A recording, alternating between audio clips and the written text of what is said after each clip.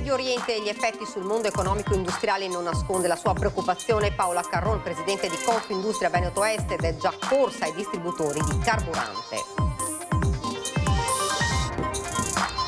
Sono in volo verso l'Italia i 200 studenti veneti rimasti bloccati a Dubai all'aeroporto milanese di Malpensa, l'attesa delle famiglie per riabbracciarli. Spaccata nella notte in un negozio di occhiali del centro di Padova, i presunti autori fermati a Bologna dalla polizia e il questore. Un minuto dopo il furto eravamo già sulle loro tracce. Controllo di carabinieri Ulse 2 in un asilo nido privato di Villorba, riscontrate diverse irregolarità, attività sospesa, maxi sanzione. Dopo la perdita di un figlio 16 anni fa, la famiglia Biasini è costretta a vivere l'ennesimo dolore dopo che dei malviventi hanno vandalizzato la lapide del loro figlio Alex. Apre oggi il portale per procedere alla prenotazione e al pagamento del contributo di accesso 2026 in vigore dal 3 aprile a Venezia. Attesa cortina per l'arrivo dei tedopoli con la fiamma che accenderà il braciere paralimpico. Cresce l'entusiasmo per i giochi che vedranno ancora una volta il bellunese protagonista. Buonasera, ben ritrovati, edizione regionale dei nostri notiziari, questi titoli. E dunque la crisi in Medio Oriente, gli effetti sul mondo economico industriale non nasconde la sua preoccupazione. Paola Carron, presidente di Confindustria Veneto Est, gli aumenti già si vedono, l'Europa cambi rotta. Dal punto di vista dell'aumento dei costi energetici lo stiamo già vedendo sia per il gas che per il petrolio, e poi penso anche al trasporto delle merci, perché lo stretto di Hormuz già sta dando, ma si parla anche dello stretto di Suez, quindi temi che abbiamo già in piccola parte vissuto e che si stanno ripresentando. Impossibile non guardare al Medio Oriente e alle mille variabili che si stanno innescando, a partire proprio dall'aumento dei costi dell'energia, voce che per l'industria nord-est incide sempre di più e più che altrove. Paola Carron, presidente di Confindustria Veneto Est, con le sue 5.000 imprese, fotografa una situazione già al limite. L'Italia, il costo dell'energia è 113 euro al megawattora. La paghiamo il 27% in più della Germania, l'88% in più della Francia e il 70% in più della Spagna. Le nostre imprese non possono essere competitive se partiamo con questo gap importantissimo. Sullo sfondo il decreto bollette che per Carron va approvato senza se e senza ma, comprese le limitazioni al sistema ETS sulla tariffazione delle emissioni di carbonio. Più in generale gli industriali chiedono che Bruxelles batta un colpo quella strategia industriale europea fatta anche di debito comune non più rinviabile per competere con USA, Cina e mercati emergenti, e questo con la crisi iraniana che spariglia nuovamente le carte. L'altro tema è che di fronte al tema dei dazi molte nostre aziende avevano giustamente guardato ad altri mercati, e quello del Medio Oriente era un mercato dove c'era possibilità di sviluppo, quindi aziende che hanno investito. La questione economica, ma non solo. I dubbi di Carron, guardando l'evoluzione del quadro geopolitico, sono quelli di tanti. Mi chiedo cosa lasceremo ai nostri figli, e soprattutto mi chiedo e rifletto sul fatto che ci stiamo abituando a un elemento come la guerra che ci circonda. La situazione sicuramente non è facile e viviamo un po' giorno per giorno con la speranza che ci sia anche una sorta di coscienza nelle persone. La crisi in Medio Oriente, in tanti temono l'aumento dei prezzi dell'energia, dalle bollette alla benzina, ed è corsa ai distributori dove si registra un primo assalto. Da Istrana a Cessalto l'appello dei gestori alla calma. L'ho chiesto direttamente ai gestori e effettivamente mi danno un aumento di quello che è la corsa al rifornimento. Non si è ben capito se lo fanno per l'aumento del prodotto o se lo fanno per paura che ci sia una penuria di prodotto, quindi fare scorta. Qualcuno ha fatto qualche tanica, quindi probabilmente la seconda. Moreno Parin rappresenta decine di gestori in tutta la Marca e certifica quello che è già un fenomeno, ovvero un primo assalto alle pompe di benzina dove qualcuno si presenta anche con le taniche, psicosi o no. Ecco dunque il primo effetto tangibile della crisi in Medio Oriente. A Istrana un distributore ha registrato nel weekend un 50% in più dei prelievi, copione simile in alcuni impianti vicini all'autostrada, a Vittorio Veneto, così come a Cessalto, dove in un distributore automatico in via Dante si sono verificate lunghe code. A intervenire è stato addirittura il sindaco. Ho trovato una coda anomala di auto nei pressi del distributore, la situazione stava degenerando in un ingorgo anche con delle tensioni tra gli automobilisti. Sono intervenuto personalmente per portare la calma.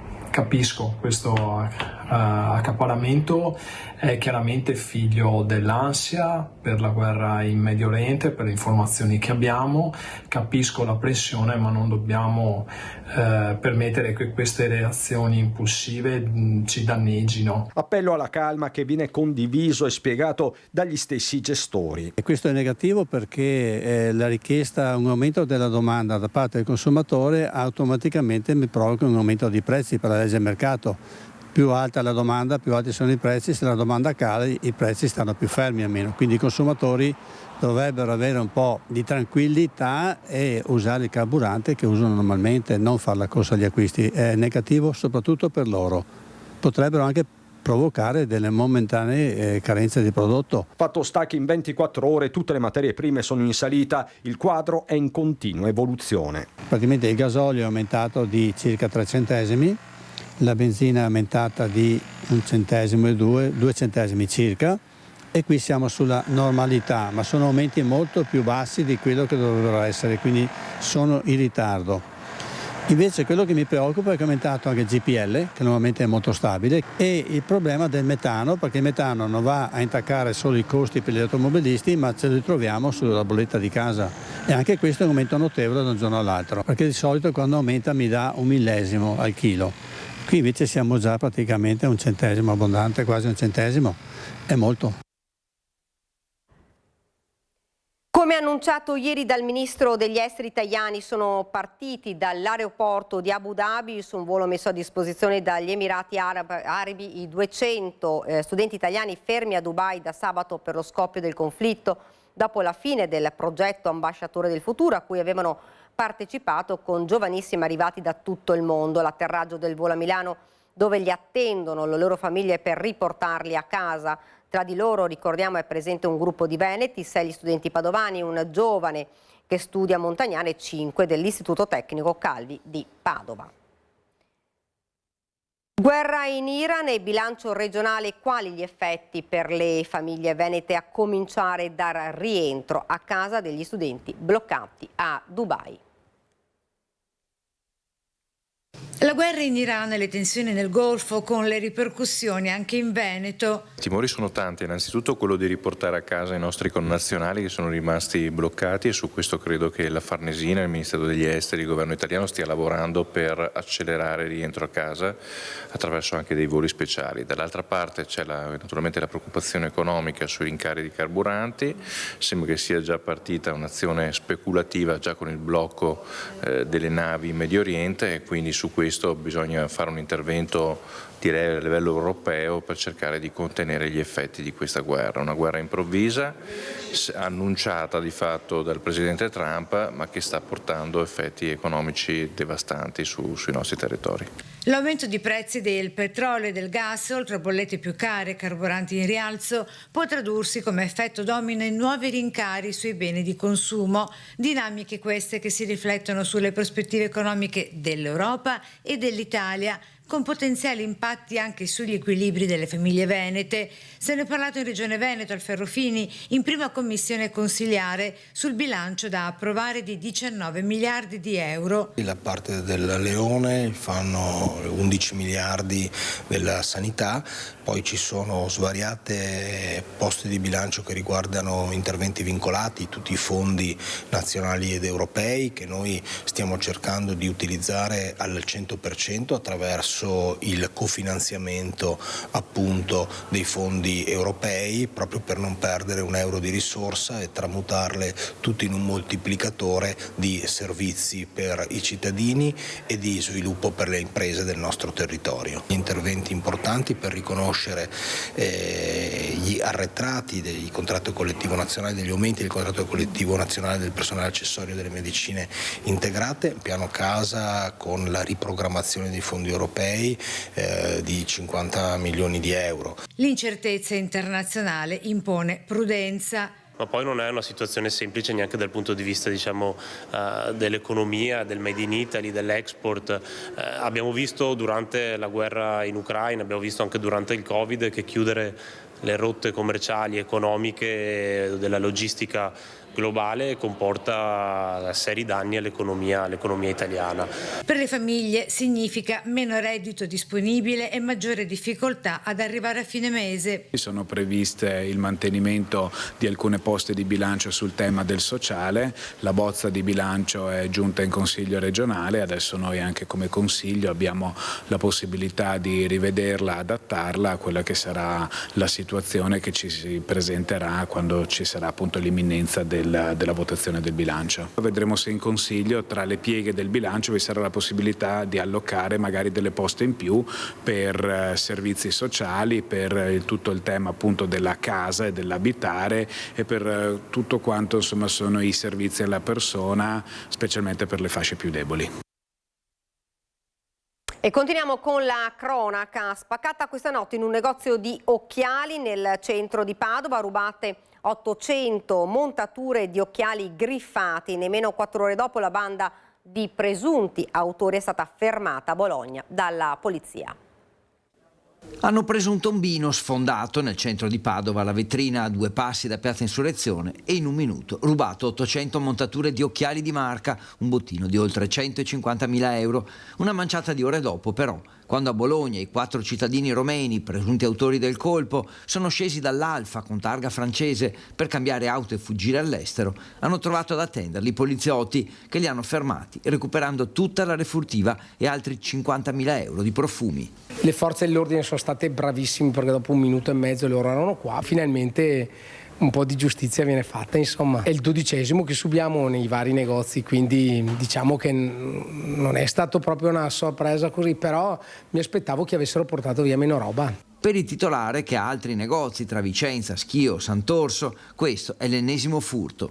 Mi sembrava un negozio abbastanza protetto e invece hanno portato via una valanga di roba. Facendo un po' di conti così della serva, 160.000 euro di roba. Cioè non pochissima, perché Cartier, Jacques Marimage, tutto pezzi da 1.000 euro, Sato, Tom Brown, quindi si fa presto a fare un po' i conti, cioè c'era un Cartier da 1.600 euro. Le indagini erano partite il 17 dicembre, quando a pochi metri di distanza era stata presa di mira l'Ottica Max, 200.000 euro di bottino. Quell'auto, immortalata dalle telecamere, è stata vista rientrare in Italia 3 giorni fa e così sono scattate indagini e appostamenti degli agenti fino al colpo di queste ore. Intercettata poco dopo in autostrada, l'auto è stata seguita fino a Bologna. I vetri erano fino qua, i cassetti erano fuori tutti occhiali, un po' di occhiali per terra, cioè un po' quelli che erano rimasti. Noi dobbiamo fare dei forti, noi dobbiamo mettere serrande, dobbiamo mettere deterrenti, dobbiamo mettere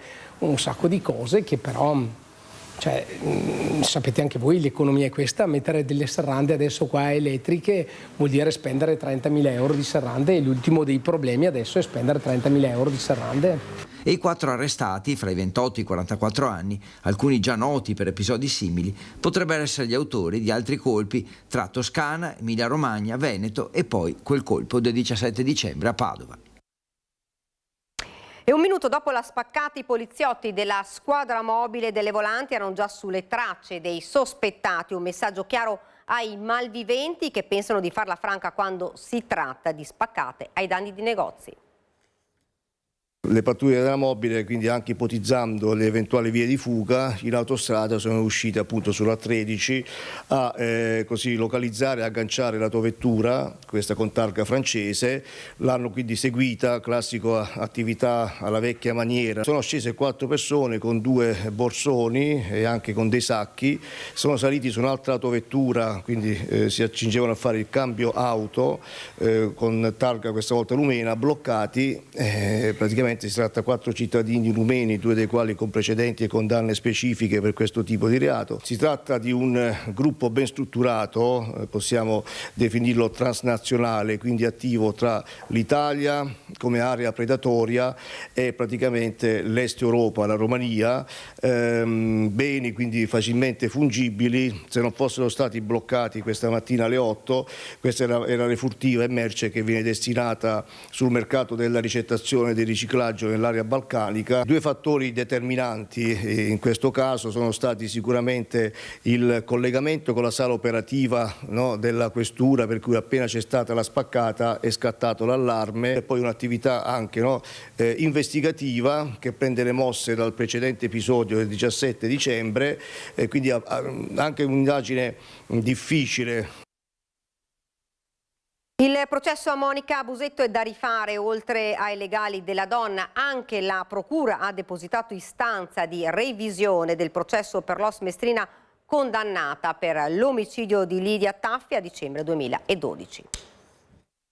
Noi abbiamo depositato all'inizio, al 9 febbraio, una nuova richiesta di revisione che è completamente diversa rispetto alla revisione che avevamo depositato 2 anni fa. E è una richiesta di revisione basata su 2 motivi fondamentali di carattere molto tecnico-scientifico. Sono 2 prove nuove che abbiamo reperito nel corso di questi anni, rivalutando sia il fascicolo di primo del dibattimento che di quello della Procura. Il processo a Monica Busetto si rifà. Ora anche la Procura Generale di Venezia ha depositato in tribunale un'istanza di revisione per l'Os Mestrina, condannata in via definitiva a 25 anni di carcere per l'omicidio di Lidia Taffi Pamio.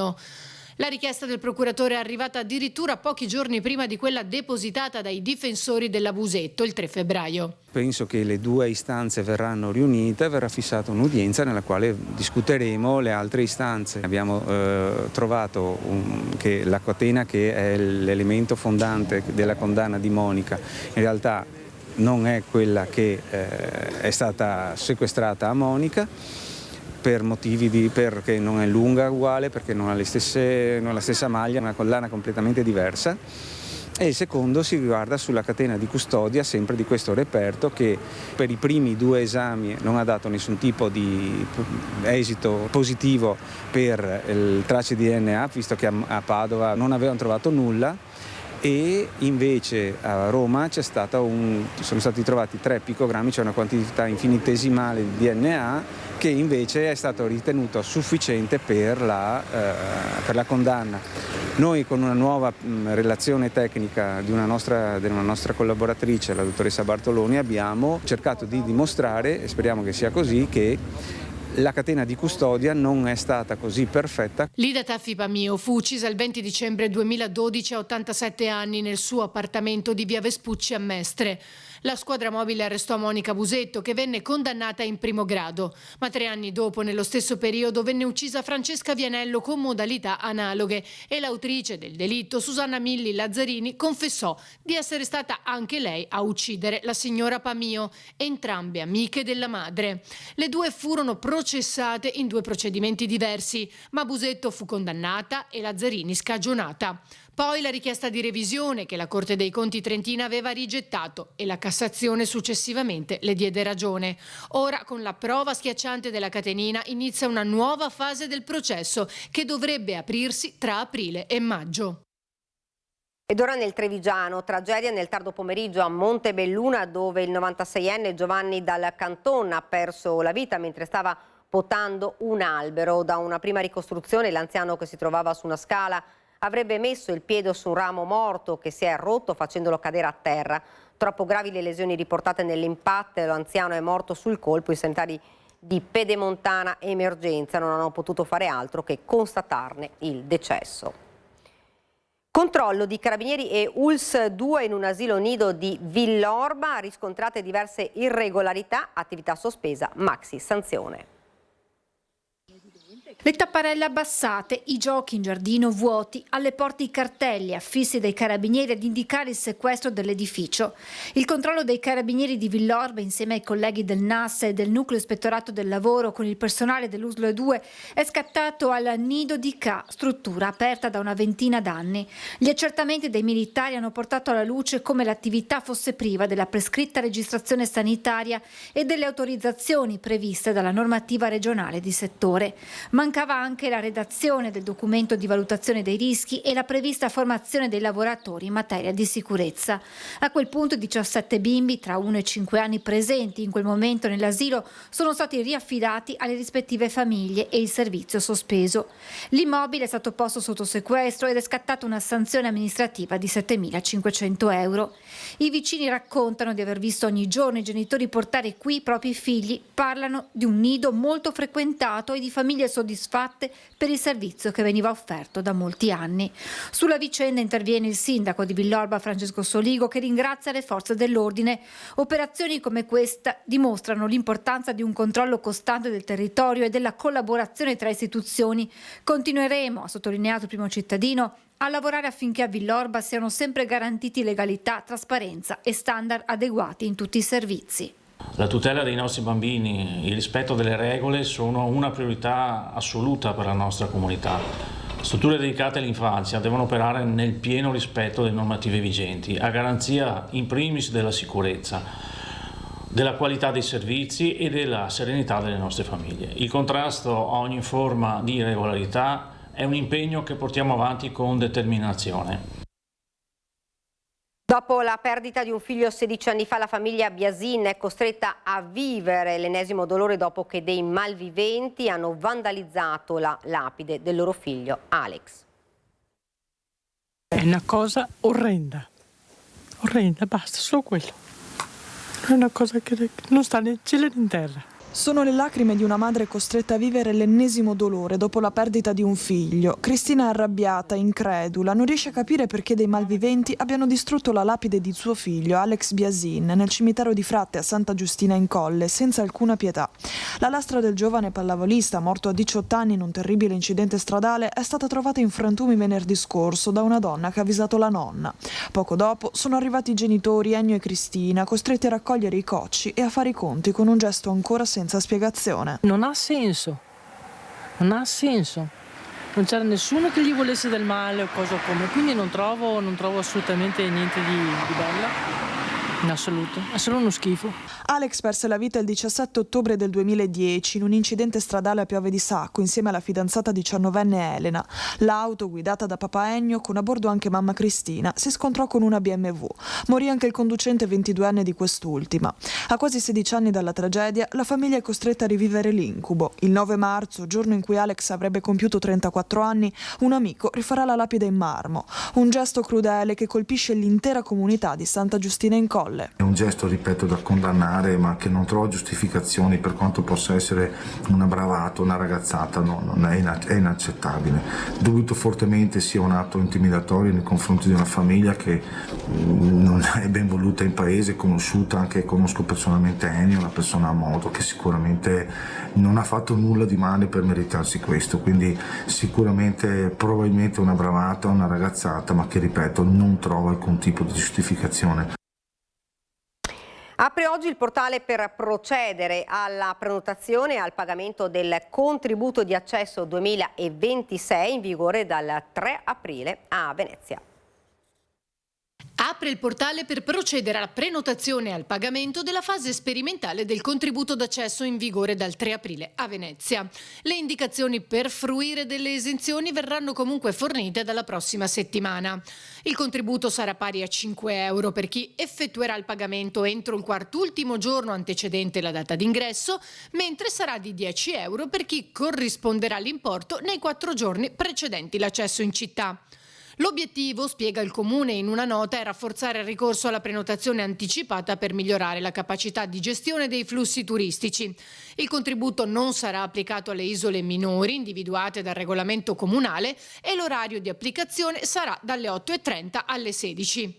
Tra le categorie esenti sia dalla registrazione che dal pagamento del contributo sono stati inseriti i residenti in Veneto, oltre agli studenti anche pendolari frequentanti istituti che hanno sede nella città o nelle altre isole minori della laguna non residenti in Veneto.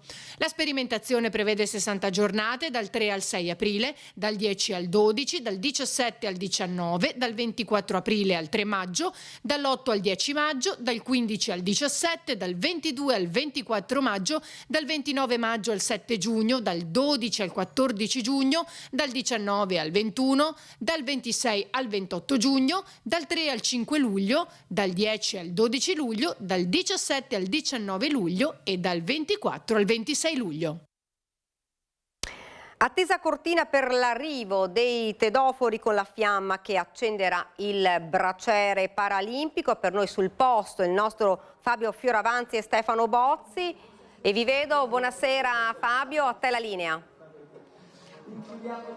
Buonasera, devo dire che non sento assolutamente niente di quello che dice lo studio, ti chiedo scusa perché siamo davvero in un clima di festa alle nostre spalle, lo vedete, dove si accenderà tra poco il braciere olimpico con l'arrivo delle 5 fiamme delle Paralimpiadi. Con me un piccolo parterre de roi per questo momento importante. Abbiamo con noi il sindaco di Cortina, il secondo sindaco che vive le Olimpiadi, ma il primo sindaco che vive le Paralimpiadi, e poi il presidente del comitato proprio paralimpico italiano, quindi il protagonista di queste Olimpiadi. Sono in imbarazzo da chi cominciare, cominciando dal padrone di casa, che appunto ha detto scherzosamente, ma è la verità, è una grande emozione perché lei è il primo. Assolutamente, è una grande emozione perché mi sono paragonato al sindaco di Cortina nel 56 che ha avuto le prime Olimpiadi. Io sono il primo sindaco di Cortina che ha avuto le Paralimpiadi, soprattutto per il valore anche che le Paralimpiadi si portano con sé. Stiamo parlando di atleti superiori che dimostrano la resilienza e soprattutto il vero valore sportivo, e in questo momento vogliamo trasmettere a loro, vista la situazione geopolitica, invece renderli una vita in una bolla, cercare di farli vivere queste emozioni profondamente. E quindi ho chiesto ai miei concittadini e ai turisti di acquistare i biglietti, di andare a tifarli e trasmettergli questo entusiasmo come l'abbiamo fatto per le Olimpiadi, e sicuramente daremo una grande risposta anche a loro. Ricordiamo Fiamma che è partita da Londra, è arrivata, sta arrivando a Cortina, si pensa verso le 7:20 l'accensione dei bracieri con queste 5 fiamme che si riuniscono, poi riparte, domani passa per Belluno. Ricordiamo venerdì sera la cerimonia di apertura in Veneto, nell'Arena di Verona, quella stessa arena che ha ospitato la cerimonia di chiusura delle Olimpiadi. Olimpiadi Paralimpiche, prima proprio parlando con noi il presidente del Comitato Paralimpico ricordava come purtroppo, come in Cina, una coincidenza drammatica, è scoppiata una guerra, come allora diceva prima. Sì, io non voglio fare 2+2, ma insomma anche 4 anni fa ci trovammo allo stesso punto in cui ci troviamo ora, che stiamo iniziando i Giochi Paralimpici e c'è una guerra in corso, che non è una guerra di poco conto perché sta coinvolgendo sempre più nazioni. Che tra l'altro allora era cominciata quella tra Russia e Ucraina. La Russia, non perché voglia minimizzare, però c'è stata quella e fu una cosa molto grave.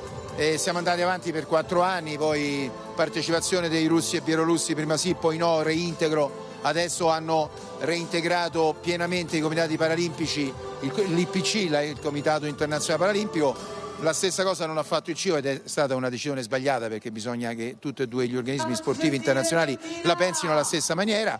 Non ci aspettavamo adesso quest'altro attacco molto importante, perché gravoso, dell'America e Israele contro l'Iran, e la risposta dell'Iran e tutte le risposte che ne conseguiranno. Adesso dobbiamo pensare ai giochi, dobbiamo pensare io, il sindaco e tutti coloro che fanno parte del comitato organizzatore a fare grandi giochi. Non sarà facile perché ci saranno delle conseguenze, prima fra tutti il boicottaggio di alcune nazioni a Verona, e questa non è una cosa bella, soprattutto per chi si allena da 4 anni con grande sacrificio, trainato dalle famiglie, quindi stiamo parlando di grandissimi atleti, come si diceva prima, e quindi non meritano certamente questa situazione. Le Olimpiadi, quando nacquero in Grecia, aveva un momento di pausa tra le guerre peloponnesiache. Adesso non si riescono a fermare le guerre, purtroppo sarebbe bello se ci fosse una pace olimpica almeno in questo periodo. Sarebbe giusto però che tutti gli atleti partecipassero, potessero partecipare al di là e al di fuori di quelli che sono gli eventi che coinvolgono i loro paesi di appartenenza? Gli atleti devono sempre partecipare, non c'entrano niente con i loro paesi. Lo sport deve andare al di sopra di tutto perché è universale, perché è nato con questi principi e morirà con questi principi, quindi non morirà mai perché sono i principi connaturati nell'uomo. Per cui è grave quello che avviene perché è l'essere umano che è stupido e non capisce che va contro un'etica, va contro i principi di natura. Le componenti essenziali dello sport sono proprio queste: la fratellanza, l'unione tra i popoli, il confronto, la stretta di mano quando si vince e si perde.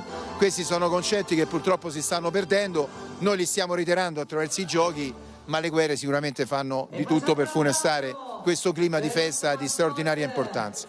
Come dicevo prima, tra mezz'ora circa ci sarà alle mie spalle l'accensione di questo braciere per queste Olimpiadi con la cerimonia, poi ricordiamolo appunto a Verona, all'Arena Benedetti Serra. Ringrazio il Sindaco, ringrazio il Presidente per essere stati qui con noi in questo momento importante, anche qualcosa di importanti che ha detto il Presidente sulla partecipazione degli atleti lì nello studio. Grazie davvero a Fabio Fioravanzi. Sarà la nostra ultima notizia, ora la sigla, poi le previsioni del tempo.